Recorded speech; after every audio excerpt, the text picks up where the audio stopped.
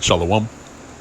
Before I begin this video, I want to give all praise, honor, and glory to Yahweh, Bahashem Yahweh Shai, Bahashem Rachak Kodash. Also as well, double honors to the apostles and the elders of Great Millstone that continue to rule very well to this very day. Let's continually feeding the flock through the spirit and power of Yahweh Bahashem Yahweh Shai.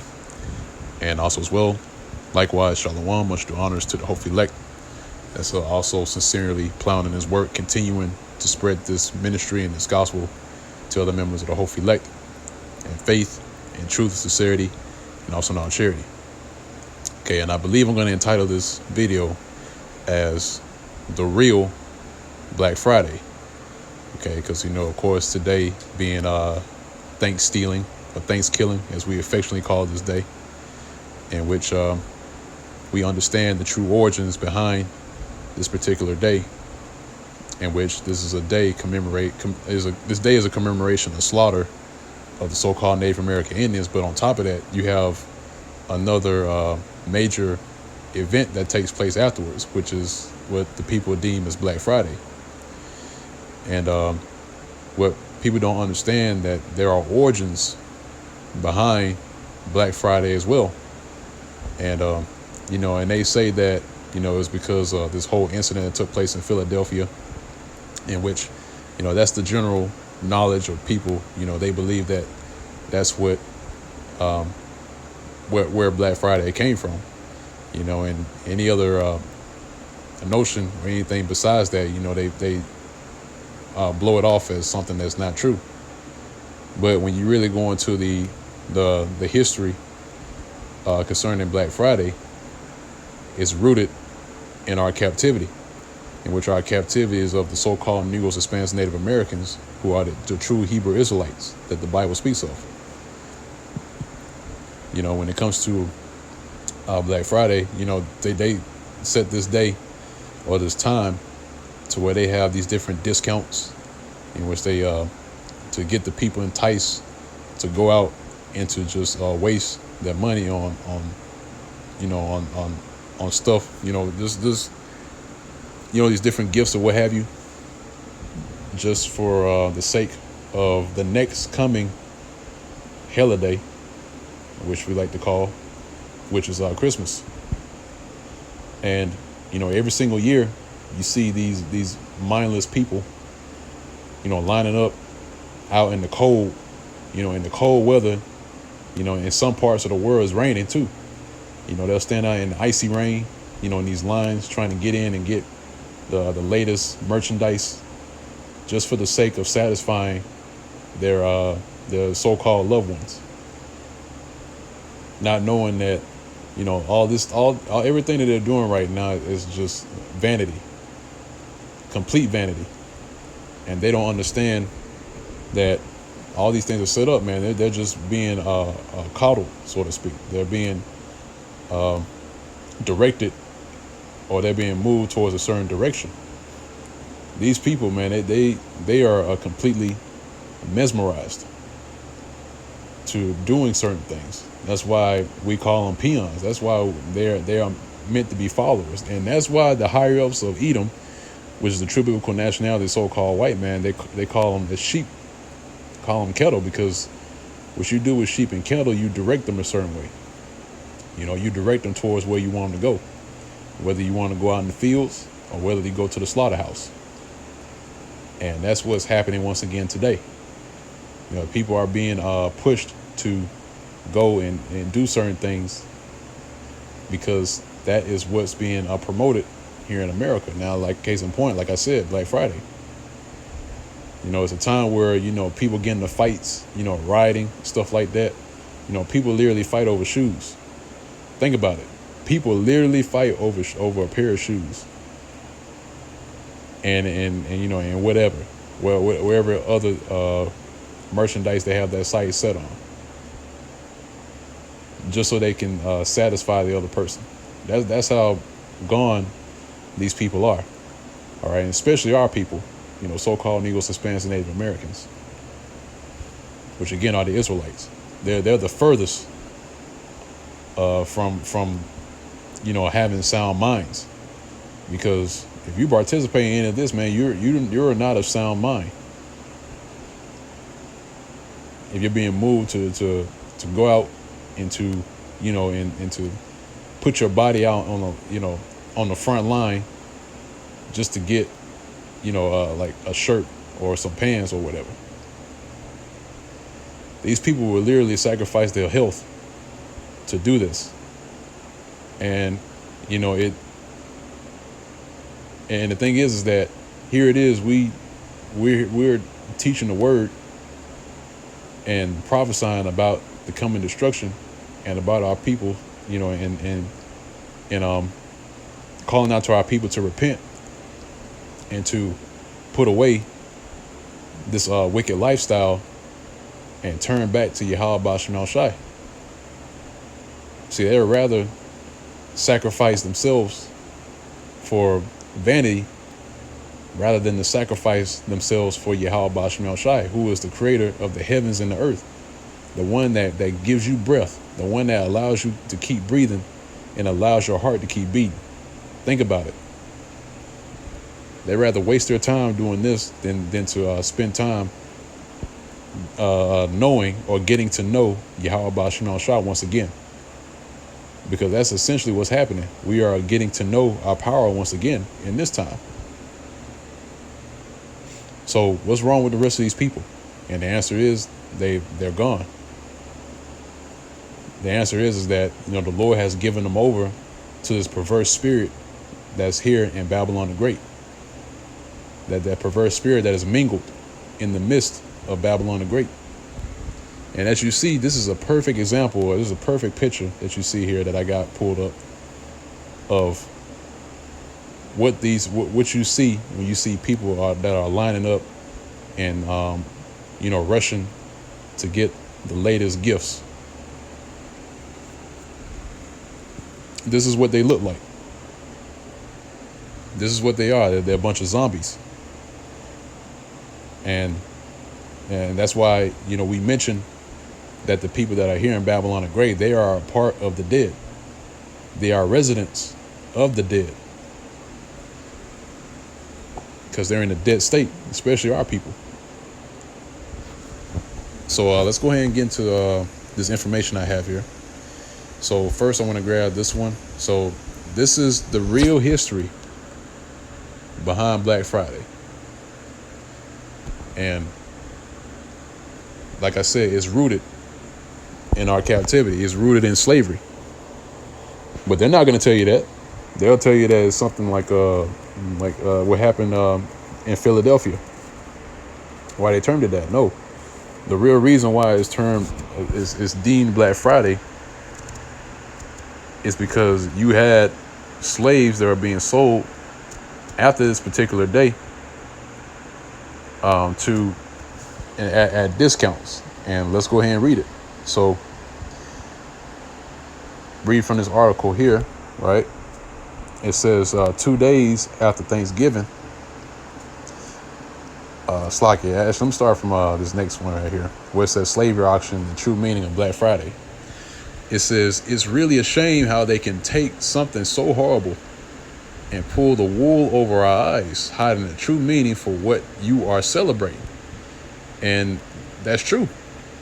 Because these devils, all right, Esau Edom, which is the true biblical nationality, the so-called white man, he has literally done that. He has pulled the wool over people's eyes. He has deceived the people into thinking that Black Friday is just this day that's supposed to be set aside for you to go out and splurge on discounts, on merchandise that is discounted, just for the sake of getting gifts, just to celebrate another wicked holiday, or should we say holiday, another wicked day, which is Christmas, and we done countless videos on the origins behind Christmas.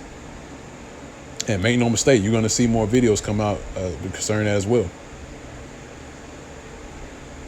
So, they try to hide the true meaning behind Black Friday. And like I said, they use this particular point in Philadelphia, and you brothers know what I'm talking about, because when you look it up, they'll say that that's what it's talking about, but it's really not. It really goes back further than that. Okay, so reading on, it says, back in the days of slavery, the so-called African-American slaves would cook up the nice Thanksgiving turkey meal for their masters and entertained them throughout the night. They would force the slaves to entertain their friends and family, who would then vote on which slave was the best entertainer and which was the worst. And it says the losers were then sold at auction the next day, which they call Black Friday. See that? So after that, they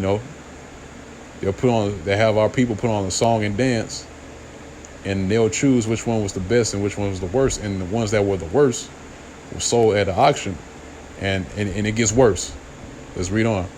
It says the potential slave purchasers knew the day following Thanksgiving there would be auction, so they got prepared for the sale. They would get up early, right? Just how people stay up all kinds of nights, till the morning to go out and to, buy whatever. It says they would get up early and head to where the auction was taking place, hoping they would be the first in line. 100 would show up hoping they could be the first to purchase the slaves that were on sale. See that? So slaves were on discount, man. We were merchandise. And guess what? That still hasn't changed. They still look at us people as merchandise.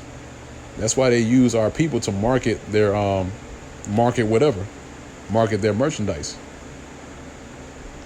They use our people they put our people in the forefront to market whatever. And also as well, our people are also chosen to be their entertainment. These entertainers, these comedians, and it doesn't stop there. Even your athletes as well, your musicians. They all have been put up into certain positions to be entertainment for these devils. So again, it says 100 would show up hoping they could be first to purchase the slaves that were on sale. So, like I said, we were merchandise back then, and guess what? They still look at our people as merchandise today. This was the one day out of the year that the slaves were greatly reduced in price. The eager slave purchasers would come from miles around to get a great bargain on the annual Thanksgiving slave auction. Okay. So it says, so just remember, when you head out for those great sales on your Black Friday holiday, that you are carrying on a tradition created by racists. And that's talking about Esau, Edom. That's talking about your modern day slave masters. And make no mistake, the Harios of Edom, all right, they see themselves as that. They actually see themselves more than that. They see themselves as being they see themselves as being as the Most High, like the scriptures say. Okay. So that's all I want to grab in this article. You can read the rest if you want. I mean, it really stops where it says social media, really, because they go into something else. But you can read the rest of it if you would like. But like I said, this is when the title of this one, it says were African slaves sold on Friday at a discount, true or false? Okay. So yeah, so here's the information. So that lets you know that this particular day, all right, or this event rather, was rooted in slavery, where slaves were sold at bargain prices, reduced prices, discounts. And here it is, our people, so-called Negroes, Hispanics, and Native Americans, are still carrying on that legacy without even knowing it. So let's go ahead and hop into the precepts. It's the book of Daniel, chapter 9, verse 12. It says, and he hath confirmed his words, which he spake against us. All right, what was those words that he confirmed? That was confirmed that he spoke against us. That we were going to go into captivity. All right, which was that great evil that was brought upon us. So we was going to go into captivity and be scattered amongst the nations and be overtaken. And the Lord confirmed that word by what you see today. Look at where we are. We're in Babylon the Great. We're in the place of our captivity. And that's the thing that we always say. Is that you want to know if slavery is still active right now. If you want to know if slavery is still in effect, look at where you are. Aren't you here in Babylon the Great? Aren't you here in America? Aren't you still here? Don't you have to get your passport to even leave this place? Don't you have to have a driver's license and social security number to do certain things? Yeah, of course you're still in slavery. It's alive and well to this very day, but it's under another name. And that name is employment. All right. So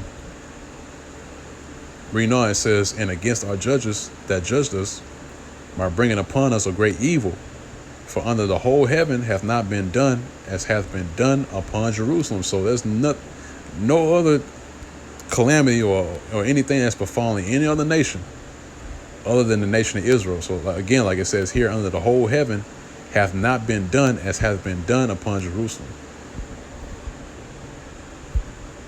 And why is that? Because we are the closest to Yahweh Ba'Shem Shai. So therefore the Lord is punishing us. Like it says in the book of Amos, the 3rd chapter. It says, only you have I known out of all the families of the earth. So therefore I will punish you for your iniquity.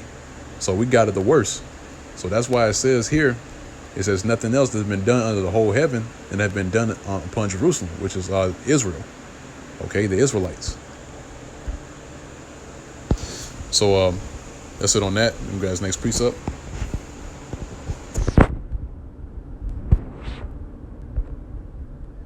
All right, so the book of Obadiah, chapter 1 and verse 10. It says, for thy violence against thy brother Jacob, shame shall cover thee. And what was that violence? That violence was him capturing us, taking us into captivity and slaughtering us.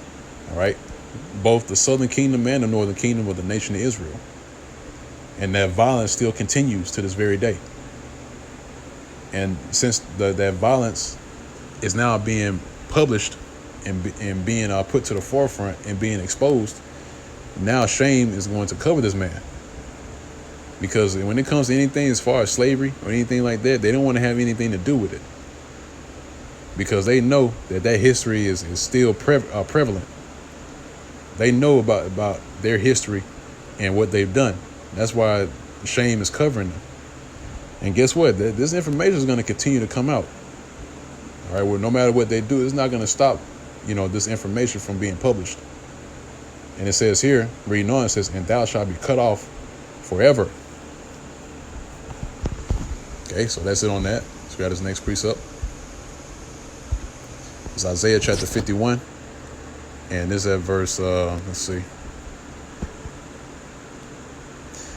Okay, verse 22. Actually, Slack, I'm starting at verse 21. It says, therefore, hear now this, thou afflicted and drunken, but not with wine. Thus saith thy Lord, Yahweh Ba'Shem Shai the Lord, and thy power that pleaded the cause of his people. Behold, I have taken out of thy hand the cup of trembling, even the dregs of the cup of my fury. Thou shalt no more drink it again. All right, and that cup of trembling, that slavery is involved in that. The constant oppression that is being pushed towards our people. The Lord's going to take that cup out of our hands, that cup of trembling, that cup of oppression that we were under. And it says we're going to no longer drink of it again. And that's starting right now. It's starting by way of the Lord raising up his men on the planet Earth to publish this word and to expose what is going on, to expose the truth and what's really happening on the planet Earth, and what you must do in order to be spared from the coming calamities that are coming, the plagues that are about to take place here on the soils of Babylon the Great. So again, the Lord has taken that cup of trembling and that cup of fury out of our hands, so we know we're not longer drinking it again. That's why when you read in the book of I believe it's Lamentations, it says that our iniquity has been accomplished, O daughter of Jerusalem, and that we're no more going to go into captivity. So this is the last captivity that we're going to be under. This is the last punishment that we're going to be put through. And after that, the Lord's going to turn that suffering and that punishment towards our enemies and punish them for what they've done, because they overdid it. They furthered the affliction, like the scriptures say. They went above and beyond. And like the scriptures say, our iniquity had an end. But we were still put in this man's hand, which we already know is set up that way in the first place, because the Lord, when he returns, he's going to find his possession in the hands of Esau, Edom. And like the law says in the book of Exodus, it says, if he that steals the man and he be found in his hand, he shall surely be put to death. And that's exactly what's going to happen. Verse 23, it says, but I will put it into the hand of them that afflict thee, which have said to thy soul, bow down, that we may go over. And they literally did that. They used our people, when we was in kettle slavery, hardcore bondage, they used our people as doormats. All right? Even leg rests. They use our people in any manner of way that they can, and they're still doing it to this very day. They are still doing that, man. If you think this man turned over a new leaf, you are sadly mistaken. Because he still has that hatred towards us. And like I said in the previous video, that hatred is going all the way back to the womb. This is an ancient hatred that this man's kept up to this time. So again, in verse 23, it says, but I will put it into the hand of them that afflict thee, which have said to thy soul, bow down, that we may go over. And thou hast laid thy body as the ground, and as the street to them that went over. So the Lord's going to put that cup of trembling, that fury, that oppression, that captivity, the slavery. He's going to take that cup, everything that's contained within that cup, he's going to give it over to our enemies. And they're going to drink it down. All right, I believe there's another precept, right? Jeremiah 49. Let's get it.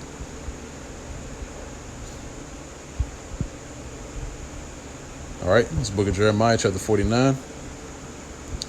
And it's likely me find it.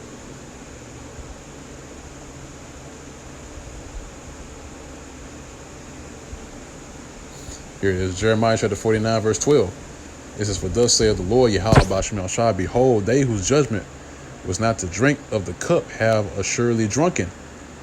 And art thou he that shall altogether go unpunished? Thou shalt not go unpunished, but thou shalt surely drink of it. So the Lord Yahweh Ba'Shem Shai says, whose judgment was not to drink of that cup have assuredly drunken. So this man, he's not going to go unpunished for giving us that drink and made us drunken. And that drink, like I said, it's that same cup that we just read. Because during that time, this man beat the nationality out of us, and he gave us modern day Christianity. And he has continually deceived our people to the point to where there is no way possible that they're going to wake up out of this deep slumber that they're in. But through the grace and mercy of Yahweh Ba'Shem Shai, a remnant has returned and have awoken out of that deep slumber. But it says here, shall he be the one that go altogether go unpunished? No, he's not going to go unpunished, but he's going to drink of that cup. And when you read in the book of Revelation, it says that it's going to be double. It's going to be double according to their works. And the cup which they have filled, it's going to be filled double. All right. So let's move on from there. Grab the next precept. All right, it's book of Joel, chapter 3, verse 3. It says, and they have cast lots for my people, and have given a boy for an harlot, and sold a girl for wine that they might drink. And they have literally done this. History, even when you go into the history, was taking place during that time when they were selling our little boys and our little girls. This is exactly what they were doing. Because these doubles, these were freaks, straight up and down. And they would do this. They would turn a boy into a harlot. And they would sell a girl for wine. It wasn't even when you read in the records, this wasn't even 100% wine. It was watered down. And so that's how much they saw value in our people. You know, that's how much they value them. They rather sell our people for watered down wine. And that's why we say, man, these devils have a lot to pay for. A multitude of things to pay for. Verse 4. Yea, and what have you to do with me, O Tyre and Zidon, and all the coasts of Palestine? Will ye render me a recompense? And if you recompense me, swiftly and speedily will I return your recompense upon your own head. Right, because Tyre and Zidon represents Ham. Because Ham was also involved in that. And Ham and Edom, and guess what? Also Ishmael. They were all in the conglomerate to bring down our people and to have us carted off into captivity. And they profited off of that. All of them, man. And who was the head of that? The small hats.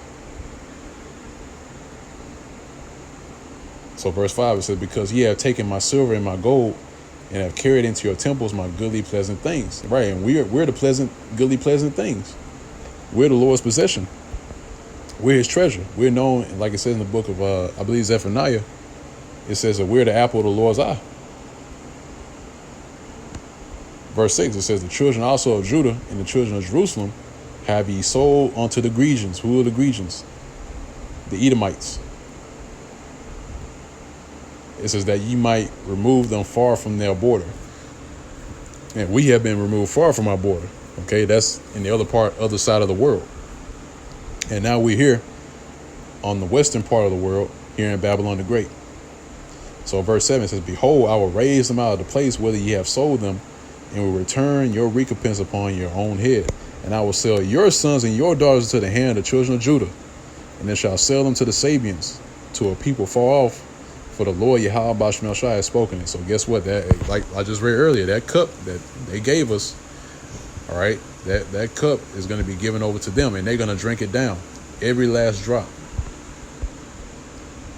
And this Hosea chapter 4 verse 6, I'm ending off on this.